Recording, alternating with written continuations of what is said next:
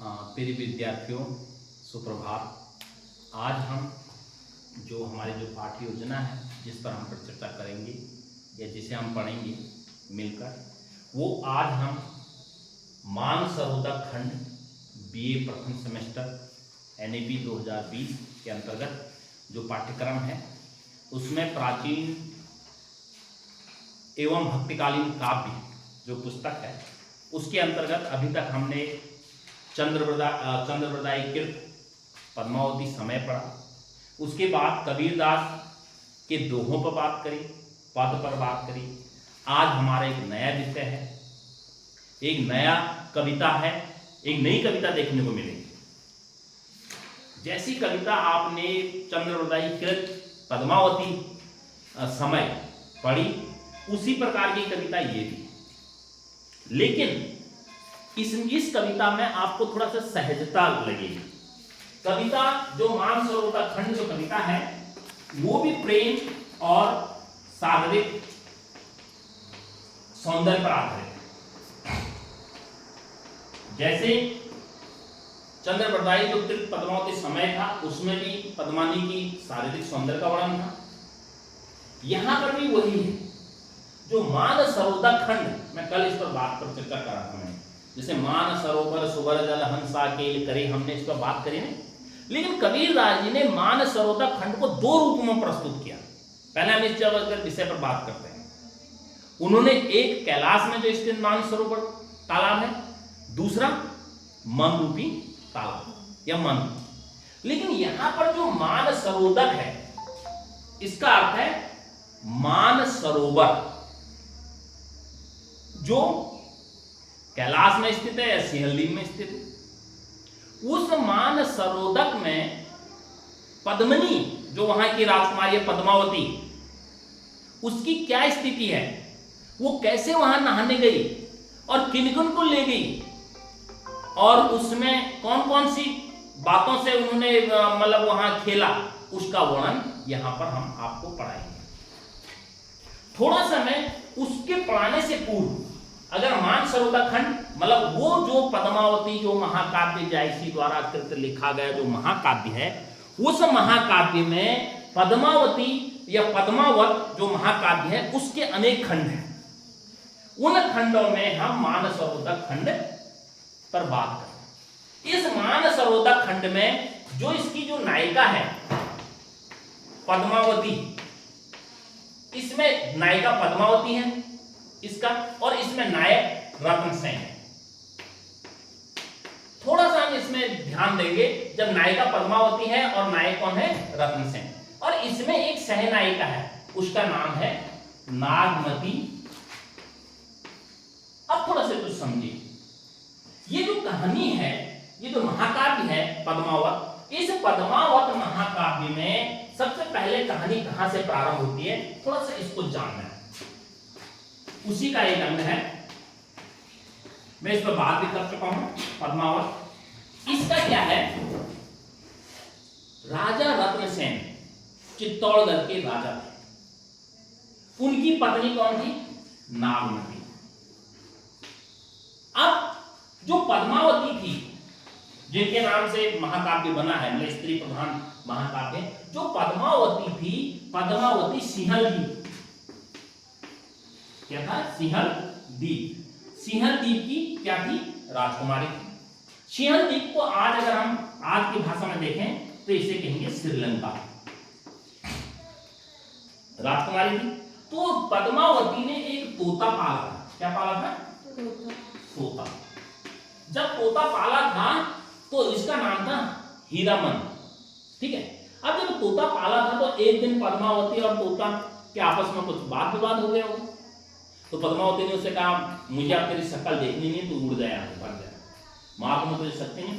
तोता उड़ते उड़ते कहां आ गया, रत्नसेन के पास। कहां आ गया, रत्नसेन के पास। जब रत्नसेन के सामने जब तोता पद्मावती के सौंदर्य वर्णन करता है, जब रत्नसेन के सामने जब तोता पद्मावती की सुंदरता का बखान करता है तो रत्नसेन के हृदय में पद्मावती के लिए प्रेम उमड़ आता है। और प्रेम इतना उमड़ आता है कि रत्नसेन कहता है कि मैं पद्मावती से शादी करना चाहता हूं। उस समय तत्कालीन समय था, राजा कई शादियां कर सकते थे। जो नागवती थी, उनकी रानी थी, उसको बता दिया जाता है कि मैं श्रीलंका पद्मावती को लेने जा रहा हूं। तो 16,000 सैनिक सब सन्यासी की बेस में गए और खुद रत्नसेन श्रीलंका चले जाते हैं, ये सिंहल द्वीप चले जाते हैं और वहां पर वहां के राजा की चढ़ाई करते हैं। चढ़ाई करने के बाद उसे युद्ध में हराते हैं और पद्मावती को जीत कर चित्तौड़ ले आते हैं। ठीक हो गया। अब जब जीत कर चित्तौड़ ले आते हैं, अब पद्मावती भी उस समय वीर पुरुषों की ओर आकर्षित होती थी महिला। पद्मावती, रत्नसेन और नागमती ये ढंग से रह रहे, अच्छे ढंग से रह रहे हैं। तो यहां जो जाने में 1 साल का समय लगता है उस समय पद्मावती को पाने में, रत्नसेन को। तो उस समय यहाँ पर एक प्रसंग नागमती वियोग वर्णन भी है कि नागमती किस प्रकार से 1 साल तक अपने पति से अलग रही, तो उसका भी वियोग वर्णन इस महाकाव्य में देखने को मिलता है। अब जब पद्मावती, नागमती, रत्नसेन चित्तौड़गढ़ में रह रहे हैं, तो वहां का एक दरबारी ब्राह्मण रहता है, कवि या दरबारी व्यक्ति, जिनका नाम था राघव चेतन। एक दिन राजा और राघव चेतन के बीच में अनबन हो गई। तो वही तरीका से, जिस तरीके से पद्मिनी ने तोता को भगाया था, उसी तरह से राघव चेतन को रत्नसेन अपने देश से भगा देते कि तुम जाओ हमारे देश से। अब राघव जो चेतन होता है वो कहां जाता है? उस समय दिल्ली दरबार में था अलाउद्दीन खिलजी, यहां का राजा था, दिल्ली का मुस्लिम राजा था। जब वो था तो ये राघव चेतन उसके पास जाता है और उसे कहता है रत्नसेन के पास बहुत अच्छी सुंदर रानी है और आप उसकी सुंदरता का बखान करता है। तो अलाउद्दीन खिलजी भी पद्मावती की ओर आकर्षित होता है और ये रत्नसेन के चित्तौड़गढ़ पर आक्रमण कर देता है। रत्नसेन को कैद कर लिया जाता है, मार दिया जाता है। फिर वो रानी पद्मावती से मिलने उनके कौन जाता है? अलाउद्दीन खिलजी, उनसे मिलने उनके महल में जाता है। तो जहां रत्नसेन बैठा था इस साइड और उसके सैनिक थे, सामने दर्पण लगा था, हमने पढ़ा है। तो जब रानी पद्मावती उनसे मिलने आती है तो उनकी सुंदरता को देखकर, जब दर्पण में पड़ता है उसका, तो उसकी सुंदरता को देखकर अलाउद्दीन खिलजी मूर्छित हो जाता है और उसके सामने जैसे आते ही रानी पद्मावती या उसकी सखियां, उसकी दासियां सब क्या करती थी? जौहर कर देती। जौहर का नहीं समझते हो? खुद को मार, हाँ, खुद को मार देते, जौहर कर देते। उस समय उनके पास एक चाकू रहता है, वो अपने आत्मरक्षा के लिए भी, और जब नहीं बन पाई तो अपने को मारने के लिए भी जहर लगा चाकू होता है, जीभ पर टच करते ही मर जाते हैं। तो ऐसी इसकी कहानी है। ऐसी इस जो महाकाव्य है, उस महाकाव्य की पूरी कहानी इस प्रकार से। समझ गए? मोहम्मद अली जायसी का जीवन परिचय, और इस पर हम पहले बात कर चुके हैं। इनके जीवन परिचय पर, इनकी रचनाओं पर 3 प्रकार की रचना है इनकी। सबसे पहले पद्मावत है, फिर आखिरी कलाम है, और आखिरी कलाम के बाद इनकी एक रचना और है, आखिरी कलाम और अखरावट है। 3 प्रकार की वो है, और इनका जन्म 1520 ईस्वी में माना जाता है। 1520 ईस्वी में इनका जन्म माना जाता है और दिल्ली के आसपास इनका जन्म माना जाता है। और जो इनकी प्रसिद्ध जो रचना है, महाकाव्य, वो पद्मावत है, जिसके बारे में आज हम पढ़ेंगे। ये एक मोटी मोटी रूपरेखा है समझने के लिए इस पाठ को, ठीक है। और इन पर हम बात पहले कर चुके हैं, किस पर? जायसी के जीवन परिचय पर और उनकी रचनाओं पर। अब बात जब आपकी पूरी कहानी समझ में आ गई, अब जब कहानी में क्या है आप बताओ मुझे कि अब क्या होगा इसमें। हमने आपको पहले इसमें बात बता दी, अब इसमें क्या होगा, मानसरोवर खंड किस प्रकार की कहानी होगी, बताओ भाई। एक आदमी चित्तौड़ से अगर श्रीलंका जा रहा है, सिंहल द्वीप जा रहा है, तो किस लिए जा रहा है? प्रेम को पाने के लिए। इसमें क्या है? प्रेम है इस महाकाव्य। फिर क्या है इस महाकाव्य में? वियोग है।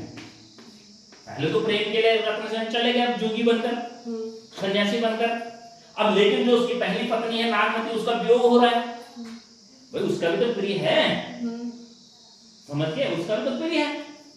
फिर वियोग के बाद फिर क्या है? युद्ध। फिर युद्ध के बाद फिर क्या है? प्रेम। फिर मिलन हो रहा है, अच्छे खासे से जीवन जी रहे। फिर उसके बाद क्या है? द्वेष। वे राघव चेतन और दूसरा कौन सा था? राघव चेतन और तोता, हीरामन तोता, उनके बीच में द्वेष है ना। फिर क्या होगा इसमें? अंत में क्या है? फिर युद्ध है, अलाउद्दीन खिलजी और रत्नसेन के बाद। फिर लास्ट में क्या है? दुखांत, मतलब दुख का अंत। जो नायक नायिका पद्मावती और नागमती, रत्नसेन और उनके दासी दासियां जितने भी पात्र हैं, उनका सबका क्या हो जाता है? अंत हो जाता है। ये इसे बोलते हैं, इसे अंग्रेजी में बोलते हैं ट्रेजेडी।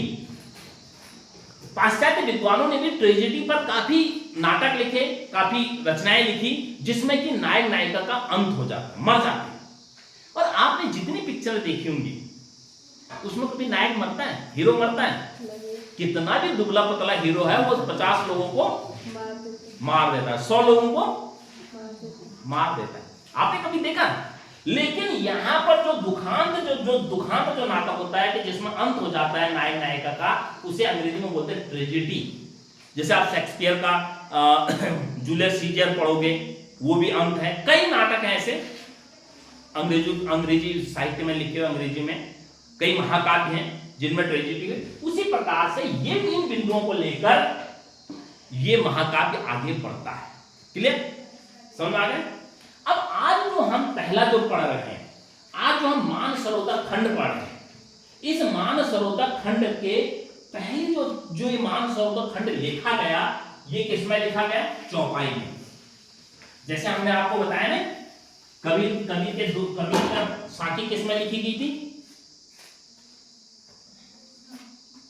साधुकर्णी। वो तो भाषा थी, मतलब कौन से छंद में लिखी गई? दोहा छंद में। उसी प्रकार से ये जो मान पद्मावती लिखी गई, ये कौन से छंद में लिखी गई? चौपाई। चौपाई का अर्थ है 4 पैर वाला, 4, जिसमें इसके 4 चरण हैं और प्रत्येक चरण में 16-16 मात्राएं हैं। ये ध्यान रखिए, प्रत्येक चरण में क्या है? 16-16 मात्राएं। जितने हम पढ़ेंगे ना, ये सब चौपाई है। प्रथम चरण, एक दिवस पुण्यो तिथि आई, ये प्रथम चरण है। मानसरोदक चली नहाई, द्वितीय चरण। पद्मावती सब सखी बुलाई, तृतीय चरण। जन फुलवारी सब चली आई, चतुर्थ चरण। अब जब मानसरोवर चौपाई में लिखा गया पूरा ये पद्मावत, तो आपको छंद याद रखना है। अगर मोहम्मद अली जैसी से कोई प्रश्न आता है व्याख्या, तो उसका छंद क्या है? चौपाई। ठीक है? अब ये मानसरोवर खंड क्या है? जो तालाब है सिंहलीम में, मानसरोवर नामक तालाब है जो, उस तालाब में आज राजकुमारी नहाने जा रही है। क्या जा रही है? नहाने जा रही है। जब राजकुमारी नहाने जा रही है पद्मावती, तो नहाने के पश्चात उस पद्मावती के रूप सौंदर्य का वर्णन है और उसकी सखियों का वर्णन है। और उन सखियों का वर्णन को प्रकृति के साथ जोड़ते हुए कवि ने एक अनुपम दृश्य प्रस्तुत करने की कोशिश की है। खुद सोचिए, जैसे तुम्हारे पहाड़ में कोई तालाब है, अगर तुम 10-12 सखियां नहाने चलेगी तो क्या दृश्य होगा? वही दृश्य यहां पर कवि ने दिखाने की कोशिश की है। ठीक है? अब जब इसका प्रसंग लिखोगे, जैसे हमने कल हम बात करते हैं, पहला क्या आता है इसमें? संदर्भ, संकेत तो है ही, संदर्भ आएगा, फिर आएगा तुम्हारा प्रसंग, फिर आएगा व्याख्या। जब आप इसके प्रसंग पर बात करेंगे, संदर्भ तो आपको आता ही है, प्रस्तुत पद्यांश, पुस्तक प्राचीन एवं भक्तिकाल से लिया गया है। भक्तिकालीन काव्य के पाठ मानसरोवर से लिया गया है। मानसरोवर खंड लिया जिसके कवि किताब में देखो मलिक मोहम्मद जायसी हैं। इसका संदर्भ हो रहा है, उसका नहीं, चंद्रप्रदाय का नहीं, इसका जो हम पढ़ रहे हैं संदर्भ तो इसको लिखोगे ना। अब प्रसंग में क्या लिखोगे? प्रस्तुत पंक्तियों में कवि ने नायिका पद्मावती के रूप सौंदर्य का वर्णन करते हुए जब वो स्नान करने जा रही है तो उस सरोवर का भी वर्णन किया है। क्लियर? एक लाइन में आपका प्रसंग भी हो गए, एक लाइन में आपका संदर्भ भी हो। अब आते हैं तीसरे टॉपिक पे, व्याख्या। एक दिवस पुण्योतिथि आई, मान सरोदक चली नहाई। आपको कभी किसी को गीता से पढ़ना है, ये मैंने कहा है, अगर समझना है तो। अगर शर्म लग रही है तो कुछ समझ में नहीं आएगा। कविता तुम जितनी गीता से पढ़ोगे, जितनी गाकर पढ़ोगे, उतनी ही तुम्हारी आत्मा में अपनी जगह बना देगी। क्यों नव्या, मैं गलत हूं? कभी तुमने पढ़ा, पर्वत कहता शीश उठाकर तुम भी ऊंचे बन जाओ, सागर कहता है नहीं राजा मन लगे जाएगा। पढ़ के पढ़ा ना 5वीं तक। और कौन सी कविता तुमने पढ़कर पढ़ी 5वीं तक? तुम्हें गीत क्यों याद होते हैं?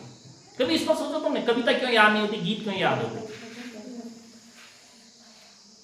गीत क्यों याद रहते हैं तुम्हें? इस पर कभी विचार करा? और कविता क्यों याद नहीं रहती, इस पर कभी विचार करा? गीत इसलिए याद रहता है क्यों, वो गाकर तुम, जब तू घास काटती है तो तू गीत तो गाती है ना। जब तुम जब जंगल जाते हो तो बांसुरी के साथ गीत गाते हो ना, तो वही चीज यहां पर है। कविता को हम गीता में नहीं गाते तो इसलिए समझ नहीं आती। जब हम गीता गाएंगे तो हमको समझ में आ जाएगी। तो वही चीज चौपाई है, 4 चरणों में लिखा गया एक छंद है, इसमें कई चौपाइयां हैं, और सबसे लास्ट में इसमें दोहा होगा या सोरठा होगा, वो उसकी बात अलग है। एक दिवस पुण्योतिथि आई, मान सरोदक चली नहाई, पद्मावती सब सखी बुलाई, जन फुलवारी सब चली आई। कोई चंपा कोई कुंद सहेली, कोई सुकेत करनारस बेली, कोई सुगुलाल सुदर्शन राती, कोई सौबक वरी बकुचन भाती, कोई सौमौल सिरी पहावती, कोई जाही जूही सवेती, कोई सोन जरद कोई केसर, कोई श्रृंगार हार नागेसर, कोई कुंजा सर्द वर्ग चमेली, कोई कदम सुरस रस बेली, चली सवे मालित संग फूली कमल कुमोद। ये दोहा, बधे रहे गगन गंधर्व, बास परम दामो। अब ये क्या है? अब देखो उसकी जितनी सखियां थी, आपने खुद समझा ना, उन सब सखियों को किसके साथ उपमा दे दी, किसके साथ तुलना कर दी उनकी? फूलों के साथ। जितने इसमें नाम हैं वो सब फूल हैं। फूल क्यों कहा गया है? तुमने गेंदा का फूल देखा? तुमने गुलाब का फूल देखा? तुमने अमरूद का फूल देखा? ठीक है, क्या सभी फूल एक जैसे होते हैं? तुम इतनी बच्चियां, इतनी बालिकाएं मेरे सामने बैठे हो, क्या तुम सभी एक जैसे हो? किसी की नाक चौड़ी है, किसकी आंखें बड़ी हैं, किसके होंठ थोड़ा सुरीले हैं, किसके दांत चमकते हैं, किसके चश्मा आंखों पर लगा है वो सुंदरता बढ़ा रहा है, कोई थोड़ा सा गोरा है, कोई थोड़ी सी सांवली है, किसकी नाक पतली है, कोई लंबी है, कोई हल्की सी छोटी है। तो different type of the human. जिस प्रकार से व्यक्ति अलग अलग होते हैं, उसी प्रकार से प्रकृति भी, हर कोई फूल अलग होता है, हर कोई पेड़ अलग होता है, हर कोई पत्ता अलग होता है। तिमिल का पत्ता अलग होगा, अमरूद का पत्ता अलग होगा। तो वही जो सखियां हैं उसकी, किसकी सखियां? पद्मावती की। वो सखियां क्या है? सब अलग अलग है। अब इन सखियों को लेकर एक दिवस पुण्योतिथि आई। एक दिन, बहुत अवधि भाषा में लिखा है और बहुत आसान है। कबीर की भी दोहे इतने समझ में नहीं आते जितने अवधि भाषा के। रामचरितमानस को पढ़ोगे आप, या मोहम्मद मिर्जा जैसी को पढ़ोगे आपको आसानी से समझ में आ जाएगा। अवधि भाषा में है, अवधि बोलिया भाषा में। एक दिवस पुण्योतिथि, पुण्योतिथि होती है पूर्णिमा की तिथि। पूर्णिमा का चांद देखा है? कितने लोगों ने पूर्णिमा का चांद देखा? सभी ने देखा है? कैसे होता है? गोल होता है, चमक होती है। तो उसी प्रकार से एक दिवस पूर्णिमा की तिथि आई और उस दिवस में पद्मावती ने सभी सखियों को बुलाकर कहा कि आज सरोवर में क्या करते हैं? स्नान करते हैं। कहां जाते हैं? सरोवर में स्नान। सरोवर माने तालाब में स्नान करने जाते हैं। सभी किशोरावस्था में है। किशोरावस्था का मीन्स की 14, 15, 16 की उम्र है सबकी। पद्मावती सब सखी बुलाई। पद्मावती ने अपनी सभी सखियों को बुलाया। वो सखी कैसे आई? जैसे जनु, जानो मानो। कौन सा अलंकार बताया मैंने? उत्प्रेक्ष अलंकार बताया। तो एक अलंकार ये आ गया। वो सखियां कैसे आई? जैसे फुलवारी आती है। फुलवारी देखी आपने? Different type of flower, different type, मतलब अलग अलग प्रकार के फूल जिसमें है उसे फुलवारी कहते हैं। जैसे हमें फूलों का गुलदस्ता दे दिया है, उसमें गेंदे के फूल है, उसमें सूरजमुखी का फूल है, उसमें गुलाब का फूल है, उसमें चमेली का फूल है, उसमें चंपा का फूल है। वैसे ही वो सब सखियां आ गई। अब कैसी हैं? कोई चंपा, कोई कुंद सहेली। अब उनमें से जो उसकी सखियां, कोई चंपा के समान लग रही है, चंपा के फूल के समान, कोई कुंद के फूल के समान, कुंद एक वृक्ष होता है उसके फूल के समान। कोई सुकेत कर नारस मेली। सुकेत, सुकेत जो यहां पर है वो बसंत ऋतु में खिलने वाला गुलाब है। गुलाब कितने प्रकार के होते हैं? आप तो कई पीले भी गुलाब हो गए, नीले हो गए, कई प्रकार के। उस समय दो टाइप के गुलाब चलते थे। एक पिंक कलर का गुलाब, दूसरा है, दूसरा श्वेत, सफेद। तो जो सुकेत की जो बात यहां पर आ रही है वो गुलाबी रंग का गुलाब और सफेद गुलाब की बात, श्वेत गुलाब की बात है। ये दो। और एक रसबेली। रसबेली आपने देखी होगी। रसबेली इस तरह से होती है, एक बेल होती है और उस बेल में फूल होते हैं। अब रसबेली की उपमा क्यों दी हुई? किसको, किस सहेली को रसबेली कहा गया है? बताओ। जो लंबी और पतली है। गुलाब किसे कहा गया होगा? जो मोटी और हल्की सी छोटी और गोरी है। अब इसको अगर आप इमेजिन करोगे, अगर आप इसको घर में जाकर फिर अध्ययन करो, फिर पढ़ो, तो आपको स्पष्ट लगेगा। रसबेली का मीन्स जो पतली है और लंबी है। गुलाब का मीन्स जो थोड़ा हल्की सी छोटी है, मोटी है। ऐसे उन्होंने तुलना दी। और डिफरेंट टाइप, आप ही यहां पर 10-12 लड़कियां बैठो तो सब अलग अलग है। कोई सो गुलाल, कोई सो गुलाल सुदर्शन भांति। और कोई ऐसी लग रही है जैसे गुलाल। गुलाल देखा आपने? होली में गुलाल लगाया है? कितना मुलायम पाउडर जैसा होता है, और लगाने के बाद कोई ऐसी भी। कोई सौ बकावरी बकुचन भांति। बकावरी का एक फूल होता है, बकुचन का एक फूल होता है जो कि आकर्षित करता है। कभी आपने इतने फूल देखे नहीं है, लेकिन देखने की कोशिश करोगे तो उनको और ज्यादा आनंदित आता है। कोई सौ मौल सिरी बहुपाती। मौल सिरी एक पेड़ होता है जो नक्षत्र वाटिका में, नक्षत्र में भी मौल सिरी का वर्णन होता है। हरिद्वार में जहां मैं रहता था वहां नक्षत्र वाटिका है, मैंने कई बार उसमें जाकर देखा इसको गहनता से। तो मौल सिरी के भी फूल हैं कोई। कोई जाही जूही सवेती। जूही का फूल, जूही तो आपने देखा होगा, जूही का पेड़ सवेत छोटे छोटे फूल आते हैं। कोई सोन जरद कोई केसर। कोई सोन जरद जैसा लग रहा है और कोई केसर जैसा लग रहा है। कोई सोन जरद का है, कोई केसर सा है। कोई श्रृंगार हार मांगेसर। श्रृंगार का भी फूल होता है, हार का भी फूल होता है, मांगेसर का भी फूल होता है। नागेसर, नागेसर नहीं है, नागेसर। नागेसर एक पेड़ है, ये भी नक्षत्र 16 नक्षत्रों में एक पेड़ है, इसको भी गिना जाता है। जब नक्षत्र वाटिका लगा देती है तो नागेसर भी का भी पेड़ लगता है, हार का भी पेड़ लगता है, श्रृंगार हार, ये दोनों एक है। श्रृंगार का फूल होता है, उसमें खुशबू आती है, ठीक है। कोई पूजा सर्द वर्ग चमेली। चमेली जो सदाबहार चलने वाली चमेली है, पूजा, ये भी फूल है। कोई कदम सुरस रस भेली, कदम, कदम का वृक्ष होता है, और सुरस जो रस वाला जो पेड़ होता है, रस बेली कोई पतली सी लंबी सी, उसका वो वर्णन दे रखा है।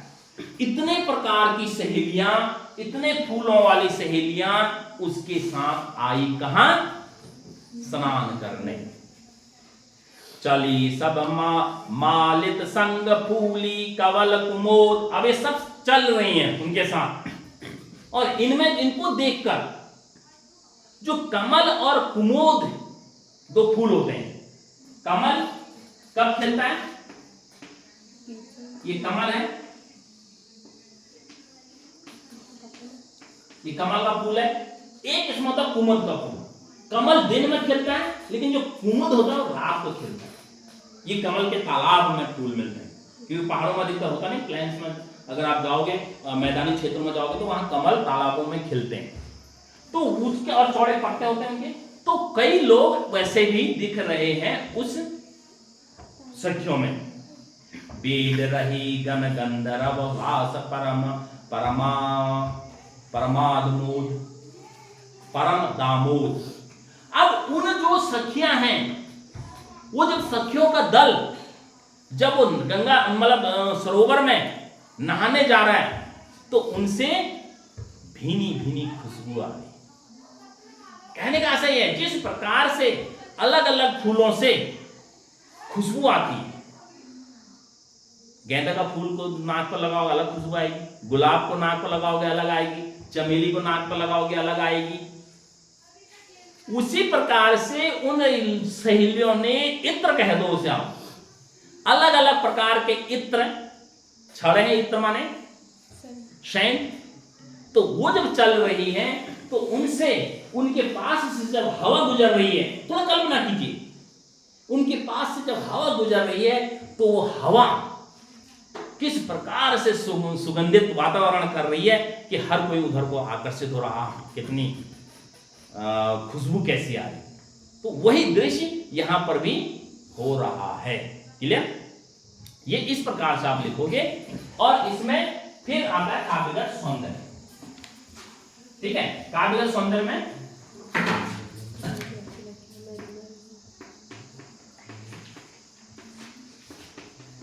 अब काव्यगत सौंदर्य में क्या लिखोगे? सबसे पहले एक लाइन लिखोगे, प्रस्तुत पंक्तियों में कवि ने पद्मावती और उसकी सखियों का वर्णन करते हुए उनकी तुलना अनेक प्रकार के पुष्पों के साथ की है। क्या लिखोगे तुलना? प्रस्तुत पंक्तियों में कवि ने पद्मावती व उनकी सखियों का वर्णन अनेक वर्णन की तुलना अनेक पुष्पों से की है। अनेक प्रकार के पुष्पों का तो वर्णन आ गया है, ये तो हो गया वो। अब दूसरा इसमें क्या आ गया? अलंकार। अब अलंकार कौन कौन से इसमें? सबसे पहले उपमा है, क्योंकि तुलना की गई है। फिर उत्प्रेक्षा है, संभावना भी व्यक्त की गई है। फिर रूपक है। रूपक अलंकार इसलिए है कि सखियां फूल के समान है या फूल रूपक के समान है।